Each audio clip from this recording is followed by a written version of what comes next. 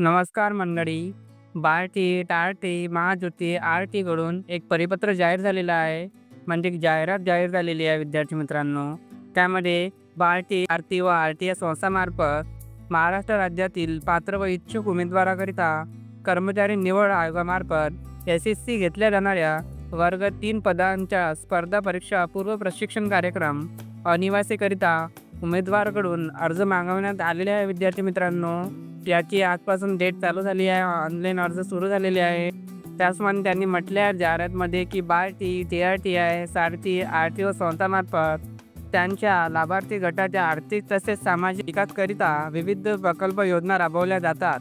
तसेच सदर संस्था लाभार्थी गटातील युवक आणि युवतीकरिता विविध स्पर्धा पूर्व प्रशिक्षण कार्यक्रम राबवले जात आहेत.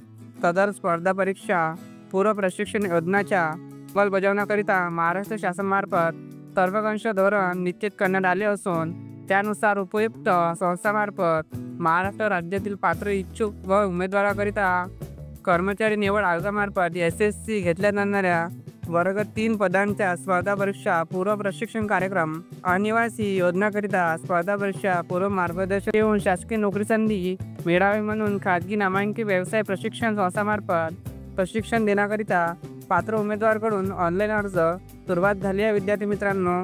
तर मित्रांनो, टार्टी, बार्टी, TRT यासाठी इथे एक लिंक दिलेली आहे. या लिंकवर जाऊन तुम्ही ऑनलाईन फॉर्म भरू शकता. त्याचप्रमाणे तुमची CET सुद्धा होणार आहे. CET झाल्यानंतर तुमचं सिलेक्शन होणार आहे या योजनेसाठी. तर मित्रांनो, मी ऑनलाईन फॉर्म कसा भरायचा आहे मी नेक्स्ट व्हिडिओमध्ये टाकणार आहे. तुम्ही आपल्या चॅनलवर नवीन असाल तर आपल्या चॅनलला नक्कीच सबस्क्राईब करून घ्या आणि हा व्हिडिओ आवडला असेल तर नक्कीच तुम्ही या व्हिडिओला लाईक करा. त्याचप्रमाणे आपलं टेलिग्राम चॅनलसुद्धा आहे. तर आपल्या टेलिग्राम चॅनलला नक्कीच फॉलो करून घ्या. कारण मी संपूर्ण योजनाची माहिती TRT, बार्टी, सारथी सगळ्या प्रकारची माहिती मी टाकत असतो. तर आपल्या टेलिग्राम चॅनल नक्कीच फॉलो करून घ्या. तर ठीक आहे विद्यार्थी मित्रांनो, भेटूया नेक्स्ट व्हिडिओमध्ये. जय महाराष्ट्र, जय शिवराय.